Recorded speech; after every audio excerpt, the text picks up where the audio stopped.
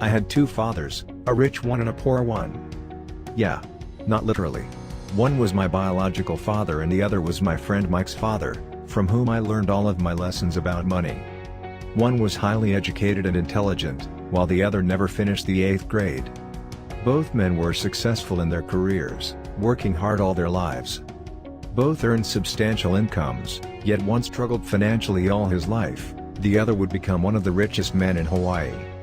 Because I was only 9 years old when I started, the lessons my rich dad taught me were simple. And when it was all said and done, there were only 6 main lessons, repeated over 30 years. Lesson number 1. The rich don't work for money. I was 9 years old. By some twist of fate, I attended the same public school where the rich people sent their kids. I always wanted to become rich. So, I asked my dad, "Dad, can you tell me how to get rich?"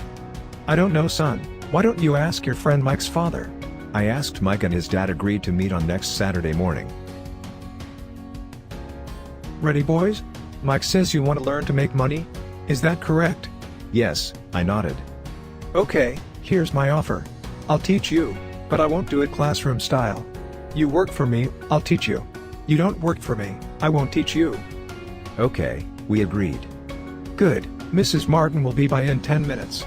After I'm through with her, you ride with her to my superette and you can begin working. I'll pay you 10 cents an hour and you will work for 3 hours every Saturday." We worked there for 3 weeks. "I'm quitting," I told Mike at school. More than not learning anything, it's the 10 cents that are bothering me. It's even below the minimum wage. Dad said this would happen and he told to meet him when you were ready to quit. Was I set up?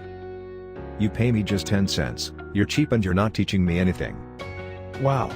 You sound like most of my employees, and does teaching mean taking a lecture? But that's not how life teaches you. Stop blaming me for your problems. Actually, thinking about a different job or more pay will not solve the problem. So, what will solve the problem? Just take the measly 10 cents and smile? This stuff, between your ears. I'm glad you got angry with the pay. I've given you a real taste of life. Just multiply your last month by 50 years, and you will have an idea of what most people spend their life doing. They are trapped in a rat race, for which they blame their boss or their pay scale. They are driven by fear and greed, that's why they are stuck with their jobs. That's the first lesson I wanted to teach you. The rich don't work for money. So, ready to learn? Yes, I nodded. Good. Now get back to work. This time I will pay you nothing. Mike has already agreed and has started working. You better hurry. After a while working at the store, we found some old comic books that Mrs. Martin was throwing away. We opened our comic book library with it and earned $9 per week each, a lot more than Rich Dad paid us. Our money worked for us. After a while, a fight broke out in it and it had to be closed. Lesson number 2, why teach financial literacy? Most people fail to realize that in life, it's not how much money you make, it's how much money you keep. We have all heard stories of lottery winners who are poor, then suddenly rich, then poor again. They win millions and are soon back to where they started.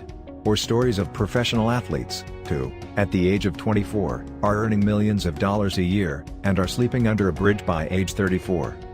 So when people ask, where do I get started? Or tell me how to get rich quick, they often are greatly disappointed with my answer. I simply say to them what my rich dad said back to me when I was a little kid. If you want to be rich, you need to be financially literate. Rule 1. You must know the difference between an asset and a liability, and by assets. It is the only rule. An asset is something that puts money in my pocket. A liability is something that takes money out of my pocket. In a typical cash flow pattern, income is from sources that include your monthly income from job or business, and your asset income, which can include stocks, bonds, real estate, intellectual property which create income in the form of dividends.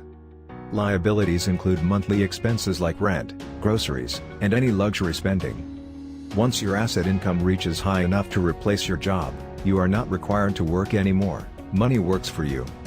Each dollar in my asset column was a great employee, working hard to make more employees and buy the boss a new Porsche. That's where the rich get richer. Rich people buy assets whereas poor people buy liabilities, which they think are assets. Lesson number 3, mind your own business. In 1974, Ray Kroc, the founder of McDonald's, was asked to speak to the MBA class at the University of Texas at Austin. What business am I in? Everyone laughed. Most of the MBA students thought Ray was just fooling around. No one answered, so Ray asked the question again. What business do you think I'm in? The students laughed again, and finally, one brave soul yelled out, "Ray, who in the world does not know that you're in the hamburger business?" Ray chuckled. That is what I thought you would say. Ladies and gentlemen, I'm not in the hamburger business. My business is real estate. Ray Kroc was clear on the difference between his profession and his business. His profession was always the same. He was a salesman. At one time he sold mixers for milkshakes, and soon thereafter he was selling hamburger franchises. But while his profession was selling hamburger franchises, his business was the accumulation of income-producing real estate. In this way, rich acquire assets that produce them real-time passive income, without the need for them working for it. Financial struggle is often the result of people working all their lives for someone else. As your cash flow grows, you can buy some luxuries. An important distinction is that rich people buy luxuries last, while the poor and middle class tend to buy luxuries first. The poor and the middle class often buy luxury items such as big houses, diamonds, furs, jewelry, or boats because they want to look rich. They look rich, but in reality, they just get deeper in debt on credit. The old money people, the long-term rich, built their asset column first. Then, the income generated from the asset column bought their luxuries. The poor and middle class buy luxuries with their own sweat, blood, and children's inheritance. Lesson number 4, the history and the power of corporation. Robin Hood may be long gone, but his followers live on. How often I still hear people say, "Why don't the rich pay for it?" Or "The rich should pay more in taxes and give it to the poor." It is this idea of Robin Hood or taking from the rich to give to the poor that has caused the most pain for the poor and the middle class. The reason the middle class is so heavily taxed is because of the Robin Hood ideal. The real reality is that the rich are not taxed. It's the middle class that pays for the poor, especially the educated upper-income middle class.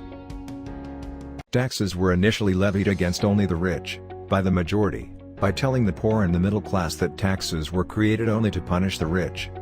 The problem was that the government's appetite for money was so great that taxes soon needed to be levied on the middle class, and from there it kept trickling down. However, the rich saw an opportunity because they don't play by the same set of rules.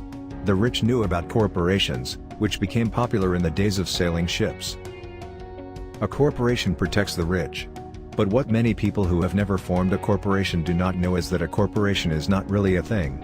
A corporation is merely a file folder with some legal documents in it, sitting in some attorney's office registered with a state government agency. It's not a big building with the name of the corporation on it. It's not a factory or a group of people. A corporation is merely a legal document that creates a legal body without a soul. The idea of take from the rich backfired on the very people who voted it in. Every time people try to punish the rich don't simply comply, they react. Average person today work 5 to 6 months for the government before they make enough to cover their taxes. In my opinion, that is a long time. If you work for money, you give the power to your employer. If money works for you, you keep the power and control it. Lesson number 5, the rich invent money. Financial intelligence is simply having more options. If the opportunities aren't coming your way, what else can you do to improve your financial position? If an opportunity lands in your lap and you have no money and the bank won't talk to you, what else can you do to get the opportunity to work in your favor? If your hunch is wrong, and what you've been counting on doesn't happen, how can you turn a lemon into millions? That is financial intelligence. Most people only know one solution: work hard, save, and borrow. So why would you want to increase your financial intelligence? Because you want to be the kind of person who creates your own luck. Land was wealth 300 years ago. So the person who owned the land owned the wealth. Then, it was factories and production, and America rose to dominance. The industrialist owned the wealth. Today, it is information. And the person who has the most timely information owns the wealth. The problem is, information flies all around the world at the speed of light. The new wealth cannot be contained by boundaries and borders as land and factories were. The changes will be faster and more dramatic. There will be a dramatic increase in the number of new multimillionaires. There also will be those who are left behind. Often in the real world, it's not the smart who get ahead, but the bold. The poor and middle class work for money. The rich make money. The more real you think money is, the harder you will work for it. If you can grasp the idea that money is not real, you'll grow richer faster. What is it? Was a question Mike and I often came back with. What is money if it is not real? What we agree it is, was all Rich Dad would say. The single most powerful asset we all have is our mind. If it is trained well, it can create enormous wealth seemingly instantaneously. An untrained mind can also create extreme poverty that can crush a family for generations. Lesson number 6, work to learn, don't work for money. In school and in the workplace, the popular opinion is the idea of specialization, that is, in order to make more money or get promoted, you need to specialize. My educated dad believed in the same dogma. Rich Dad encouraged me to do exactly the opposite. You want to know a little about a lot, was his suggestion. I also worked as a busboy and construction worker as well as in sales, reservations, and marketing. He was grooming Mike and me. That is why he insisted we sit in on the meetings with his bankers, lawyers, accountants, and brokers. He wanted us to know a little about every aspect of his empire. Job security meant everything to my educated dad. Learning meant everything to my rich dad. When I ask the classes I teach, how many of you can cook a better hamburger than McDonald's? Almost all the students raise their hands. I then ask, so if most of you can cook a better hamburger, how come McDonald's makes more money than you? The answer is obvious, McDonald's is excellent at business systems. Maybe McDonald's does not make the best hamburger, but they are the best at selling and delivering a basic average burger. In 1977, I formed my first company. Rich Dad had groomed Mike and me to take over companies. Rich Dad thought it best to go broke before 30. You still have time to recover was his advice. JOB is an acronym for just over broke.